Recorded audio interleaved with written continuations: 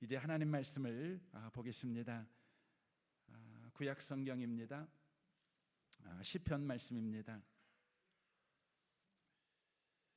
시편 127편 말씀입니다.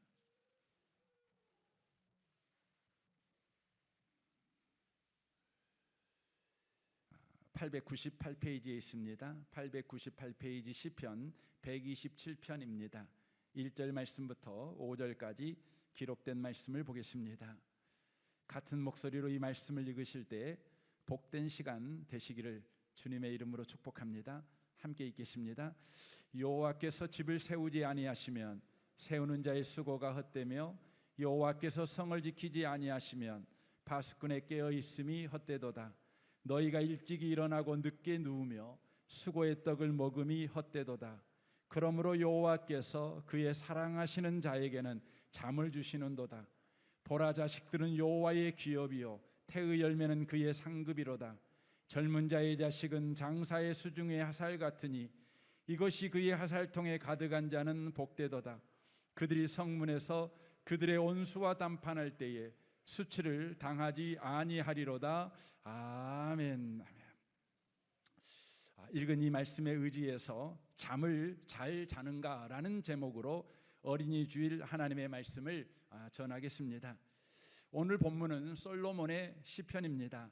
솔로몬이 인생 말년에 쓴 시편에 해당됩니다.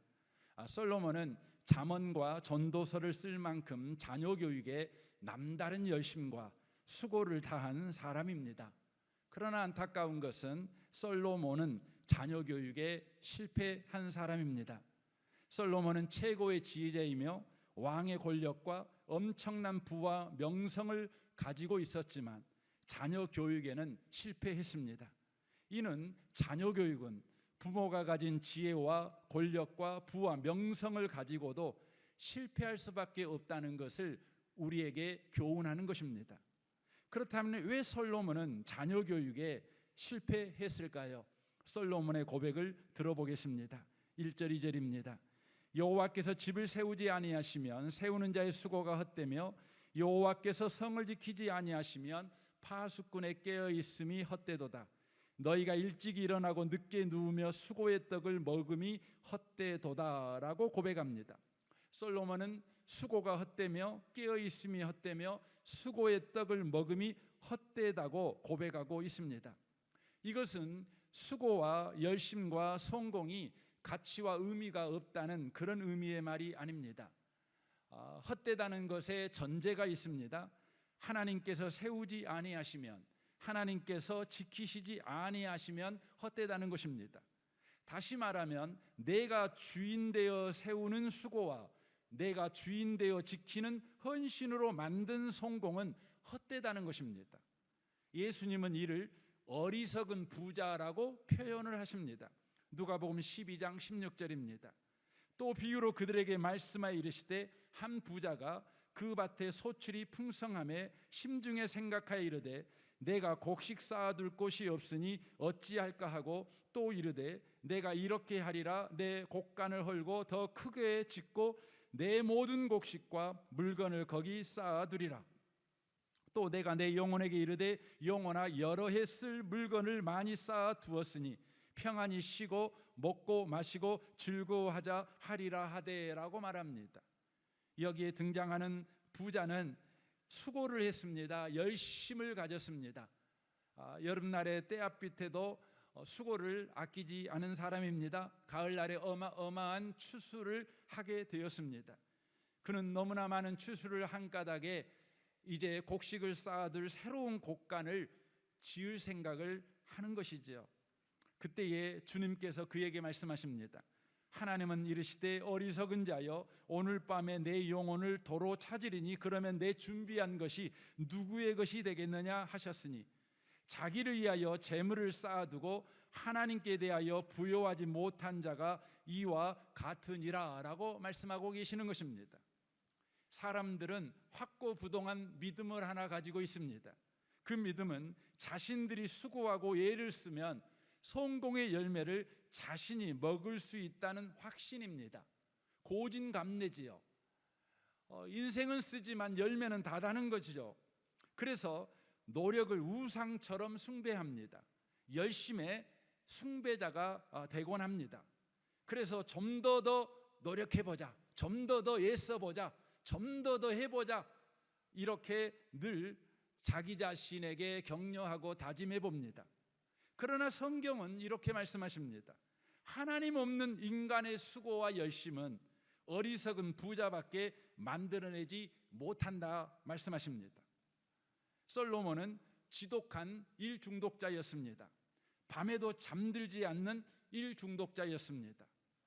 그렇다면 왜 솔로몬은 지독한 일 중독자가 되었을까요? 그것을 우리는 살펴보므로 하나님 없는 열심, 하나님 없는 수고, 오늘도 저와 여러분이 솔로몬처럼 지독한 일 중독자의 삶을 살아가고 있다면 우리는 거기에서 벗어나는 바로 방법을 우리는 솔로몬이 왜 일 중독자가 되었는가를 살펴보므로 알 수가 있습니다. 솔로몬은 아버지 다윗의 죽음으로 인해 20살 약간의 왕위에 오릅니다. 우리는 솔로몬이 순적하게 왕위에 올라갔다고 생각을 하고 있지만 사실 솔로몬은 왕위에 오르는 과정이 순탄치가 않았습니다.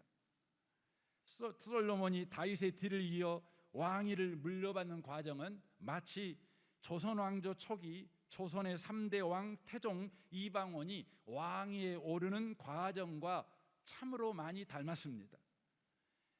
솔로몬은 이방원과 같이 2번의 왕자난을 겪습니다. 솔로몬은 이 왕자의 난 속에서 살아남아 결국 왕위에까지 오르는 인물입니다. 1차 왕자의 난은 맏아들, 곧 다윗의 맏아들 암논 왕자에 의해 그 씨앗이 뿌려집니다. 이야기가 길어진 까닭에 간단히 정리해서 말씀을 드리려고 합니다. 암논 왕자가 이복 누이 동생 다말 공주를 성폭행하는 폐륜을 저지릅니다. 이에 격분한 다말의 친오빠 압살롬 왕자가 암논을 죽여버립니다. 그리고 압살롬이 당시의 최고의 군사 책사인 아하도벨과 함께 군사 반란을 일으킵니다. 바로 다윗의 왕위를 찬탈하려고 합니다. 성공 직전까지 갑니다. 그러나 다윗이 압살롬 부대에 숨겨놓은 바로 후세라는 다윗의 신복의 지략으로 성공 직전에서 실패하게 되고 요압 장군에 의해서 진압됩니다. 그래서 솔로몬이 살아남는 것입니다.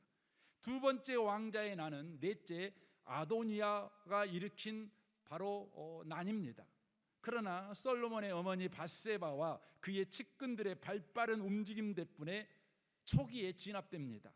그리고 솔로몬이 왕이 됩니다.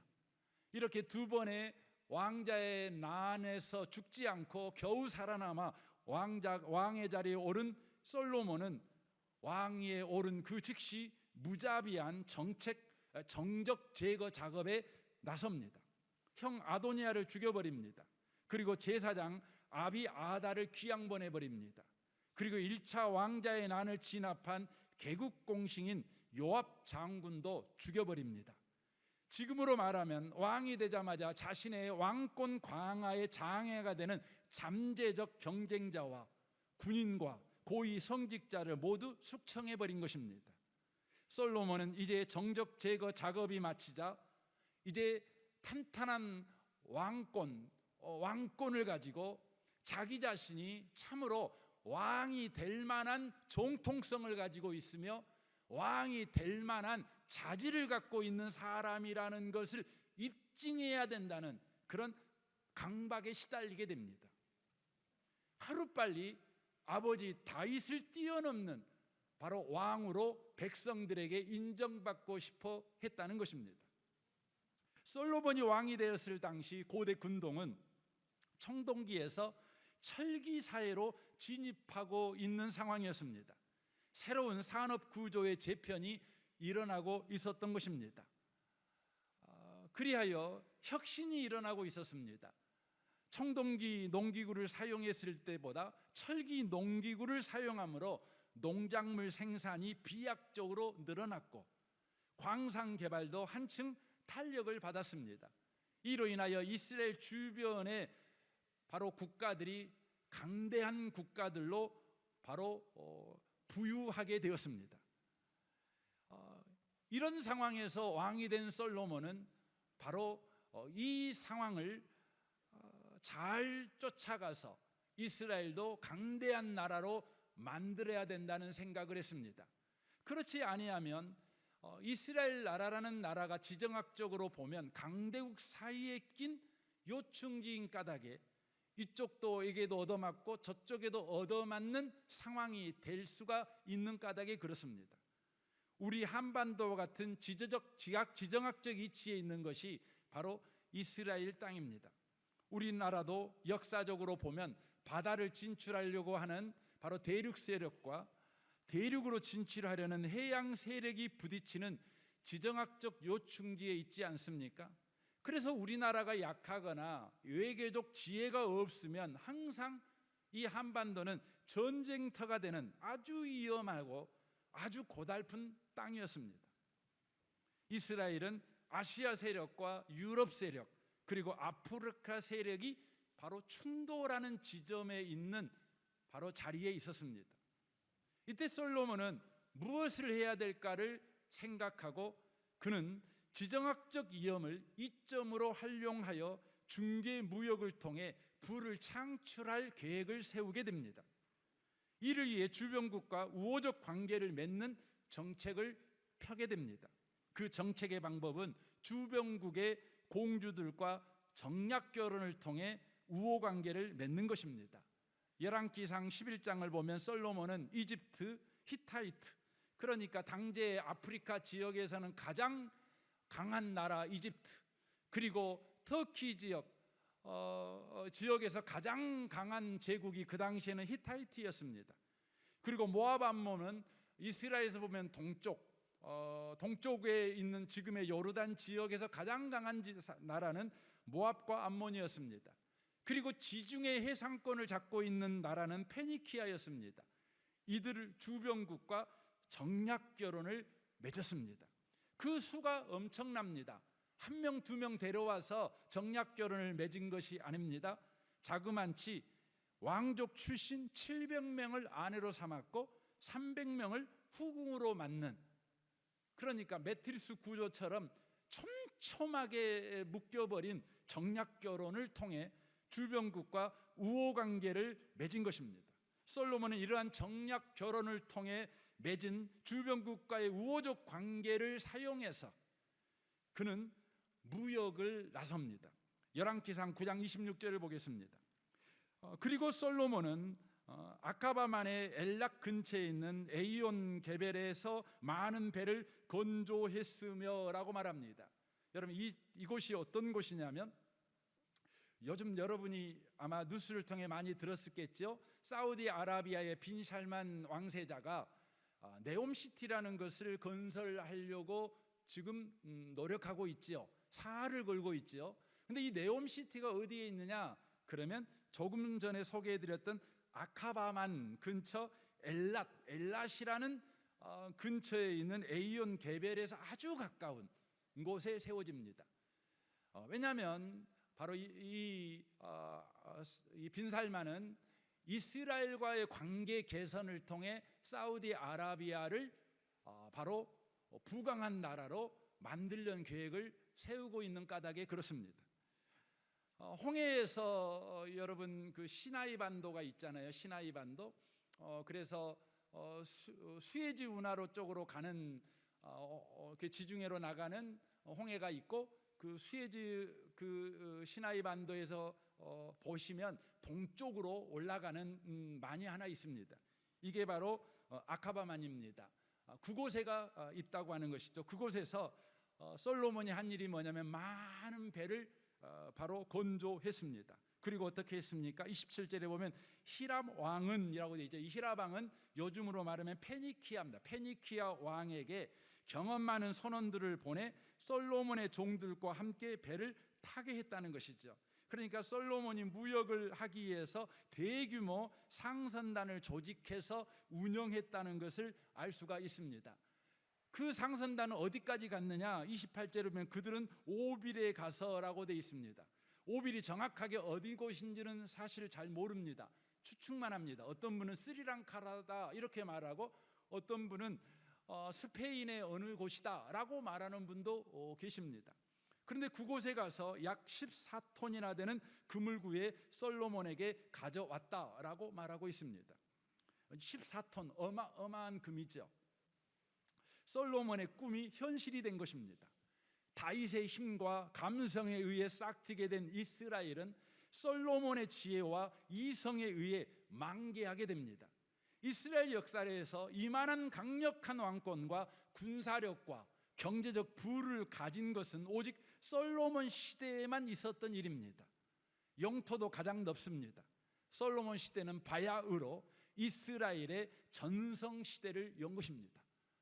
이스라엘의 전성시대를 열기 위해서 솔로몬은요, 수고를 아끼지 않았습니다. 일중독자가 되어서 열심히 바로 예를 썼습니다. 그러나 솔로몬의 이 수고와 열심으로 만들어낸 영광은 얼마 가지 못합니다. 역대상 14장 25절입니다.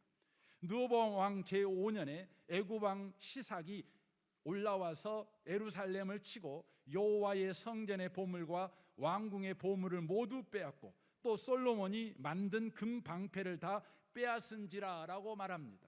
솔로몬이 만들어낸 그 영광이 두 가지 일을 합니다. 어떤 일을 하냐면 가장 먼저는 이스라엘을 두 동강 내버립니다. 그의 아들의 아들 시대 때 곧바로 그 아들이 르호보암인데 바로 나라가 두 동강 나버립니다. 그리고 또 어떻게 되냐면 이스라엘 땅에 솔로몬에 의해서 어마어마한 보물이 있다는 이야기를 이집트 왕 시삭이 듣고 이스라엘을 쳐들어오게 되는 것입니다. 그뿐만이 아닙니다. 역대하 24장 11절 보십시오.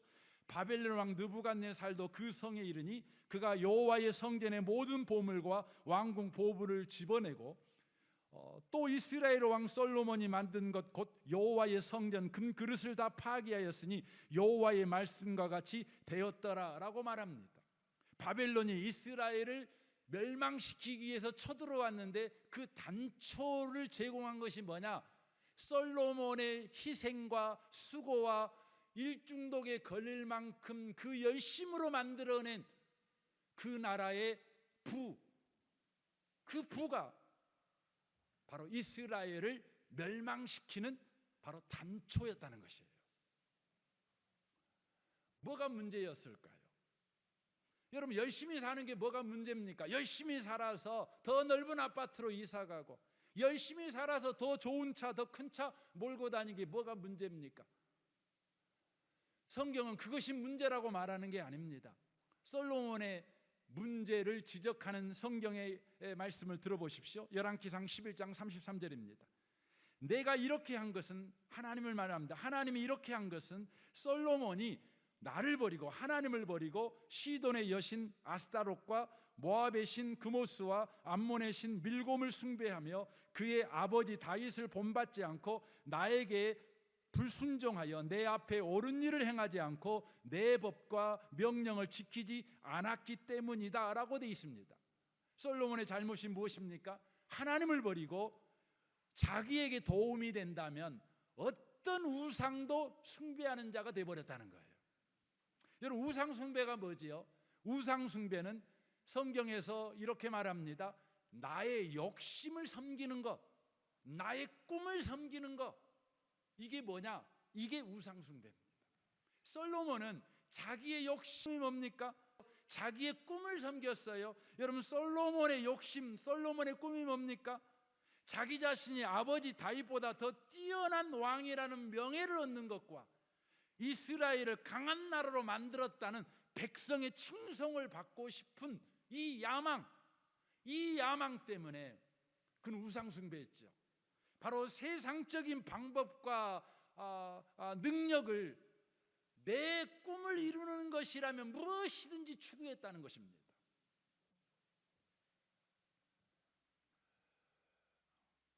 여러분은 그리스도인 아닙니까? 그리스도인임에도 불구하고 하나님을 버리고 혹 우상 숭배자가 되어 있지는 않으십니까? 여러분의 야망과 꿈을 섬기는 인생을 살고 있지는 않으십니까? 여러분이 생각하는 그것을 이루기 위해서 세상적인 방법과 세상적인 능력을 추구하는 일에 혈안이 된 인생을 혹시는 살고 있지는 않으십니까? 솔로몬은 이 실패를 한 사람입니다. 그는 이 실패를 하여 만들어진 자기 자식들과 자기 나라를 보면서 솔로몬은 이제 자녀 교육에 성공하는 법을 이렇게 말을 합니다. 시편 127편 2절 하반절입니다. 그러므로 여호와께서 그의 사랑하시는 자에게는 잠을 주시는도다라고 말합니다. 솔로몬은 자기가 일중독에 걸린 지독한 일중독자의 인생을 살았지만 그 열매가 헛되었다는 거죠. 열매를 먹지 못했습니다. 아니, 그 열매로 인하여 자식들은 폐가 망신하고 나라는 두동강이 나버리고 그리고 결국 나라가 멸망당해버리는 결과를 가져오게 된 거라는 것이죠. 이런 실패 앞에 솔로몬이 이야기하는 겁니다. 자녀 교육을 어떻게 할 것이냐? 잠 잘 자면 된다. 지금 이 이야기를 하고 있는 겁니다. 잠 잘 자면 된다는 거예요. 여러분은 잠 잘 자시는 분이신가요? 게을러서 잠 잘 자는 걸 말하는 것이 아닙니다. 요즘 부모님들은 게을러서 잠을 잘 자는 부모들이 너무 많아요. 저는 저희 어머니가 나보다 먼저 항상 깨어 있는 것만 봐서 나보다 늦게까지 잠을 자고 계시는 걸 본 적이 없어요. 제 기억에는. 요즘은 안 그러더라고요. 자식들이 부모 깨요. 이건 게으른 잠입니다. 예수 믿는 사람은 그렇게 살면 안 돼요. 여러분, 성경은 자녀 교육을 잘하는 사람이 너냐? 잠 잘 자는 사람인데, 게을러서 잠을 잘 자는 사람이 아니라 하나님이 나를 사랑하신다는 믿음 때문에 잠을 잘 자는 사람이라는 거예요. 저는 여러분을 축복합니다.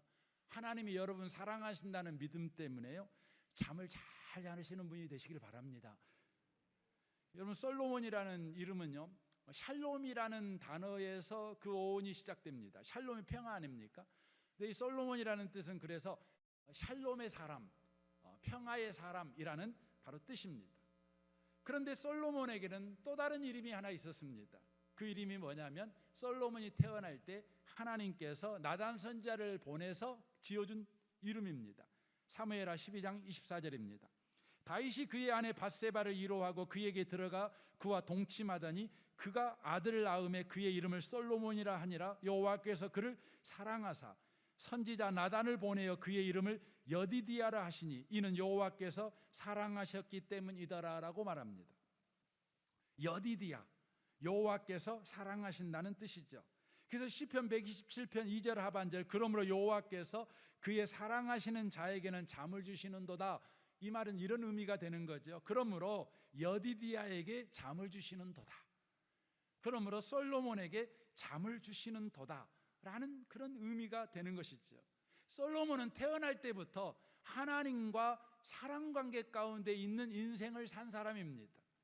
하나님과 사랑관계 가운데 있다는 것을 믿고 그는 하나님께서 내 인생을 사랑으로 살펴주시니 하고 잠을 자면 된다는 것이죠. 이것이 자녀 교육에 성공하는 법이라는 것입니다. 사랑하는 성도 여러분, 예수 믿는 저와 여러분도 솔로몬처럼 하나님과 사랑 관계 가운데 있다는 사실을 꼭 기억하셨으면 좋겠습니다. 로마서 7장 24절입니다. 오라 나는 공고한 사람이로다. 이 사망의 몸에서 누가 나를 건져내랴. 우리 주 예수 그리스도로 말미암아 하나님께 감사하리로다. 그런즉 내 자신이 마음으로는 하나님의 법을, 육신으로는 죄의 법을 섬기노라. 그러므로 이제 그리스도 예수 안에 있는 자에게는 결코 정죄함이 없나니 이는 그리스도 예수 안에 있는 생명의 성령의 법이 죄와 사망의 법에서 너를 해방하였음이니라 라고 말씀합니다. 우리의 연약함 때문에 우리는 탄식하며 비명을 지르며 살 수밖에 없는 현실을 살아가지만, 우리가 자폭하지 않고 도리어 감사하며 살아갈 수 있는 이유는 예수 안에 있는 우리가 하나님과 특별한 관계 가운데 있기 때문이라는 말입니다. 예수 안에 있다면 이제 하나님과 관계가 죄와 사망으로 대표되는 율법이 아니라 생명의 성령 아래 있다는 것입니다. 여러분, 율법과 생명의 성령과의 차이가 뭔 줄 아십니까? 바로 그것은 율법은 비인격이고 생명의 성령은 인격이라는 것입니다. 이는 예수 안에 있는 우리는 법이나 규칙에 매여 있는 자가 아니라 어떤 존재에게 붙들려 있다는 것입니다. 규칙이 아니라 인격적 존재와 관계 속에 있다. 이게 예수 믿는 것이다. 이렇게 말하는 것이죠. 하나님은 인격자 아니십니까? 그러니까 아들까지 아끼지 아니하시고 내어주신 그 하나님과 인격적 관계 가운데 인생을 살아가는 자가 예수 믿는 사람이다. 이렇게 성경은 이야기하고 있는 것입니다. 여러분, 인격적 관계라는 건 뭡니까? 인격적 관계라는 것은 약속하고 그 약속을 지키는 관계라는 것입니다. 그래서 여러분 남편이 인격적인 사람이라고 여러분이 확신할 수 있는 것은 여러분 남편이 결혼식 할 때 했던 서약대로 그 약속을 지키고 살아가고 있다면 여러분 남편은 인격적인 분이셔요. 여러분 아내도 마찬가지입니다. 여러분 아내가 인격적인 아내라면 결혼 서약을 지키며 살아간다면 여러분 아내는 인격적인 여러분 아내인 것이죠. 아무리 여러분 잘하고 아무리 여러분에게 잘해주더라도 약속 안 지키면 그건 인격적인 관계가 아니에요. 인격적인 사람이 아니에요. 비인격적인 사람이다. 이렇게 말할 수 있는 것이죠. 하나님은요, 솔로몬과 인격적 관계 가운데 있어요. 약속하시고 약속을 지켜주시는 관계 가운데 있다는 것이죠. 그러므로 솔로몬은 하나님이 나를 사랑해, 하나님은 나를 인격적으로 대해 주셔, 약속하시고 그 약속을 지켜주신 하나님이셔 라는 믿음을 그가 가졌다면 그는 일중독자가 되지 않고 밤에 잘 자는 자가 될 수 있었다는 것이에요. 하나님은 솔로몬에게 놀라운 약속을 하십니다. 열왕기상 3장에 보면 솔로몬이 하나님께 기도할 때 하나님이 그 기도 응답으로 솔로몬에게 이런 약속을 하십니다. 12절입니다. 내가 네 말대로 하여 내게 지혜롭고 총명한 마음을 주노니 네 앞에도 너와 같은 자가 없거니와 내 뒤에도 너와 같은 자가 일어남이 없으리라. 내가 또 네가 구하지 아니하는 부귀와 영광도 내게 주노니 네 평생의 왕들 중에 너와 같은 자가 없을 것이라. 내가 만일 내 아버지 다윗이 행함같이 내 길로 행하며 내 법도와 명령을 지키면 내가 또 내 날을 길게 하리라 라고 말합니다. 우리 하나님은요, 솔로몬에게 지혜와 총명과 부귀와 영광을 주겠다고 약속하셨습니다.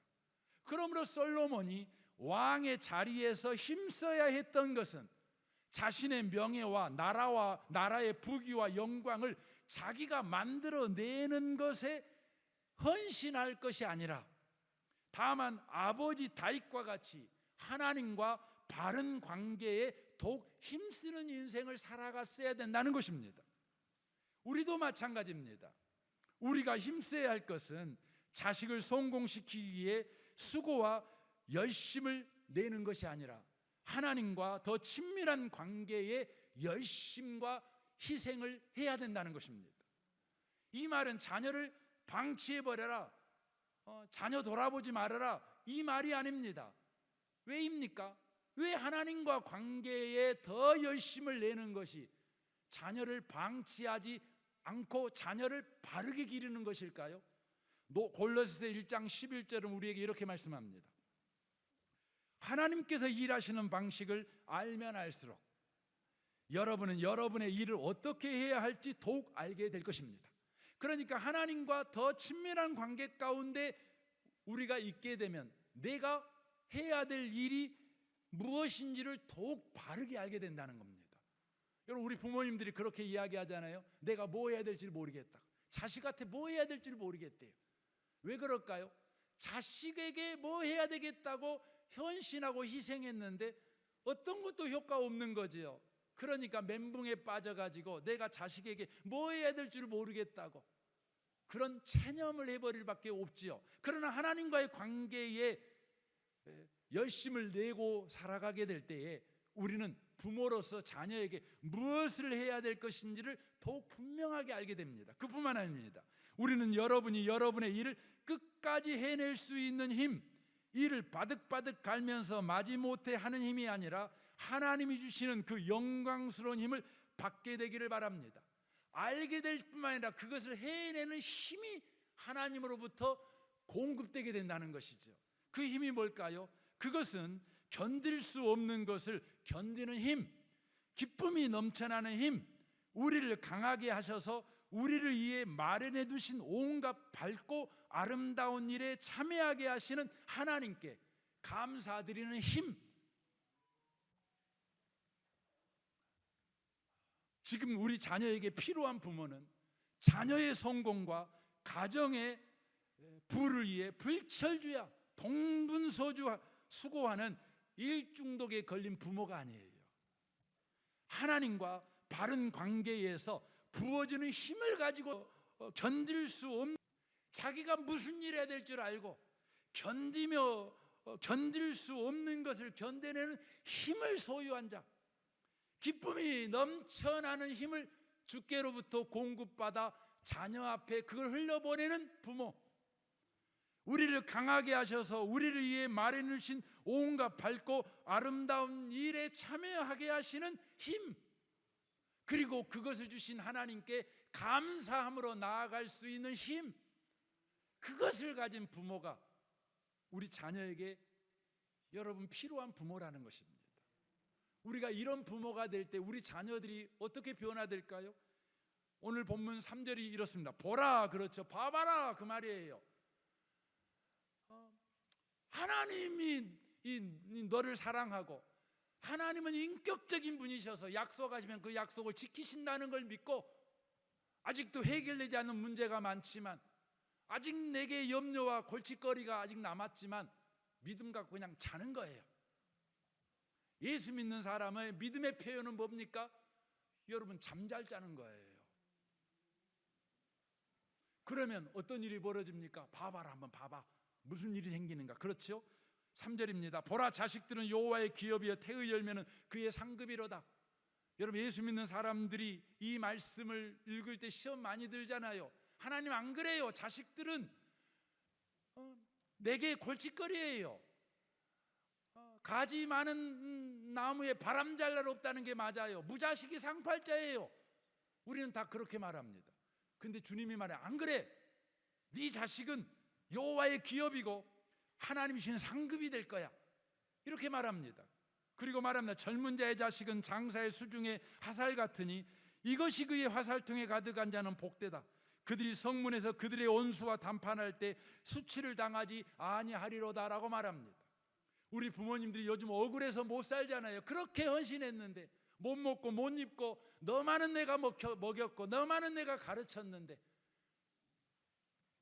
네가 나에게 와서 나는 엄마같이 안 살래요, 아빠같이 안 살래요, 나 다시는 부모에게 연락 안 할래요, 이런 말 할 수 있냐 이거죠. 이런 말 할 수 있냐 이거죠. 제가 언젠가 신방을 한번 간 적이 있어요. 저 장흥인가, 제가 지금도 그게 너무 기억에 나요. 요양병원에 갔는데 할머니들이 누워 있어요. 근데 제가 어느 할머니 옆으로 지나가게 되는데 그 할머니가 나 좀 안치 좀 해주라고, 나 좀 안채 좀 해주라고 막 눈을 막 깜빡거리는데 제가 굉장히 충격 먹었어요. 그 말은 뭐예요?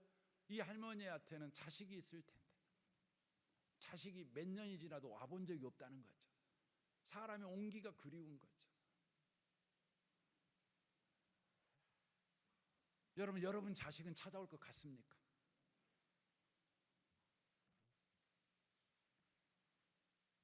근데 성경은 말이에요, 하나님 믿고요 그냥 자는 거예요. 그냥.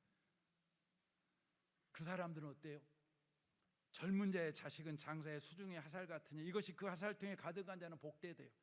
그들이 성문에서 그들의 원수와 담판할 때 수치를 당하지 않는데요. 부모와의 친밀한 관계를 유지하면서 부모의 인생에 끝까지 함께 해주는 거죠. 그리고 부모의 인생을 지지해요.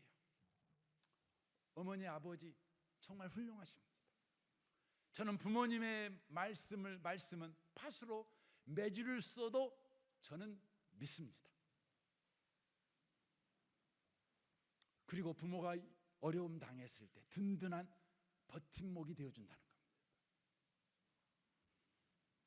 저는 여러분을 축복합니다. 시편 127편의 축복이 여러분 가정의 복이 되시길 바랍니다. 여러분 가정에서 시편 127편이 이 성경이 성취되었다. 저는 다음 주 1년 후에 우리 또 예배를 드릴 때, 아니 다음 주에 그랬으면, 그런 일이 일어났으면 좋겠어요. 아니 한 달 후에 이런 일이 일어났으면 좋겠어요. 여러분 가운데 감사헌금을 하는데 주님 시편 127편의 말씀이 우리 가정에 성취되었어요. 이루어졌어요. 그래서 감사합니다. 그런 감사헌금 있었으면 좋겠어요. 여러분을 축복합니다. 우리 같이 기도하기를 원합니다. 이 시간 시편 127편의 축복 내게 주세요. 주님, 그렇게 애쓰고 그렇게 수고했고 자식 일이라면 발에 피난주도 모르고 맨발로 뛰어가 자식을 위해 인생을 살았는데 요즘 자식들이 냄새 난대요. 자식들이 나보고 품위가 없대요. 자식들이 나보고 잔소리 좀 그만하래요.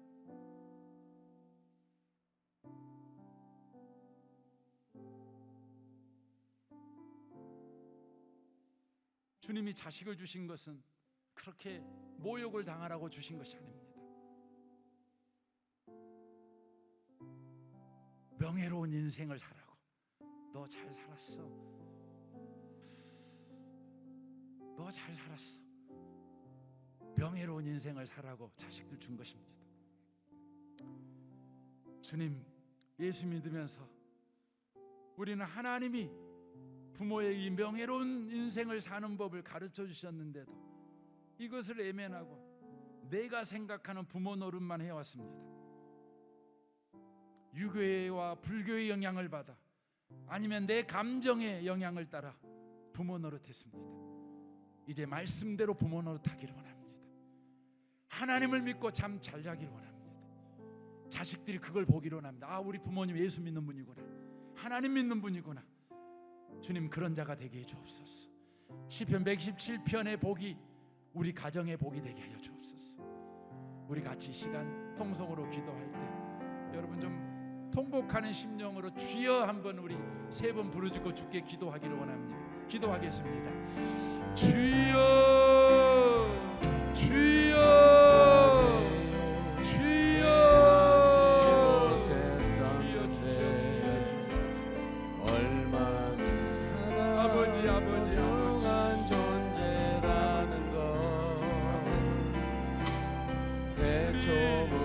지금까지 하나님의 사랑 항상 날 향하고 있었다는 것 고마워요. 그 사랑을 가르쳐준 당신께, 주께서 허락하신 당신께 그리스도의 사랑으로 더욱 섬기며 이제 나도 세상에 전하리라. 당신은 사랑받기 위해 그리고 그 사랑 전하기 위해 주께서 택하시고 이 땅에 심으셨네. 또 하나의 열매를 바라시며. 주님, 부모로서 우리가 책임을 다하기 위해서 얼마나 애썼는지 주님이 아시죠.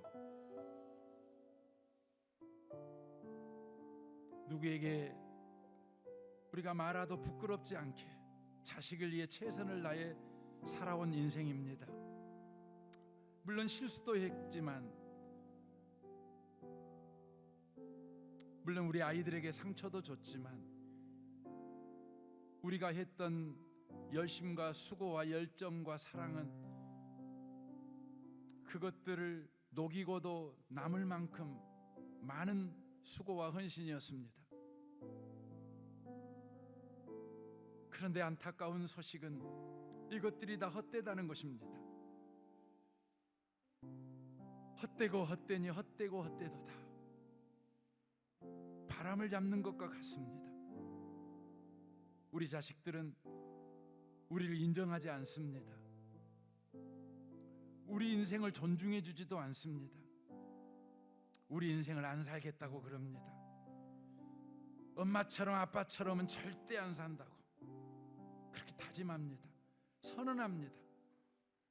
다시는 엄마 아빠에게 연락 안 하겠다고 그렇게 협박도 합니다. 이런 자식들을 보면서 우리가 모멸감을 느낍니다. 이런 자식들을 보면서 우리의 부모 노릇을 되돌아봅니다. 주님이 오늘 시편 117편을 통해 말씀하시는 것은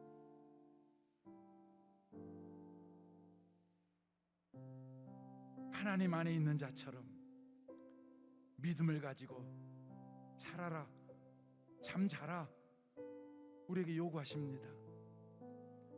너는 하나님과의 관계 속에 있으니 약속하시고 약속을 지켜주시는 그 하나님이 신실하니 그 하나님 믿고 잠 좀 자라. 그걸 네 자녀들에게 좀 보여줘라. 너의 수고와 열심히 자녀를 똑바로 키우는 것이 아니라 하나님을 향한 너의 믿음이 네 자녀들을 훌륭하게 키우게 만든다. 하나님 앞에 선 너의 믿음이 자녀들을 향한 축복의 통로가 되어 이로부터 부어주는 복이 흘러오게 만든다. 주님, 그렇습니다. 이제 하나님 믿고 살겠습니다. 자식 앞에서 하나님 믿는 게 뭔지를 보여주겠습니다. 잠 자겠습니다. 그만 일 중독자 되지 않겠습니다. 우리의 야망을 이루기 위해서 다른 사람들에게 당신 자식 잘 키웠어 이 말 듣고 싶어서 우리가 얼마나 수고했습니까? 솔로몬처럼 그렇게 살지 않았습니까? 주님, 이 시간 우리를 불쌍히 여겨 주옵소서. 다시 한번 주님을 향한 뜨거운 열심히 일어나게 하여 주옵소서. 주님을 향한 뜨거운 기도가 회복되게 하여 주옵소서. 시편 127편의 복이 우리 가정에 이루어지게 될 것입니다. 우리는 몇 달도 안 돼서 하나님께 주님 감사합니다. 우리 가정에 127편의 말씀이 성취되었습니다. 주님, 이 감사가 우리 가운데 있는 날이 속히 올 줄 믿습니다. 이 시간 주님 헌금합니다. 헌금하는 모든 손길들 주님, 주님이 함께하는 인생이오니 이것을 믿고 또 살게 하여 주옵소서. 예수님의 이름으로 기도합니다. 아멘.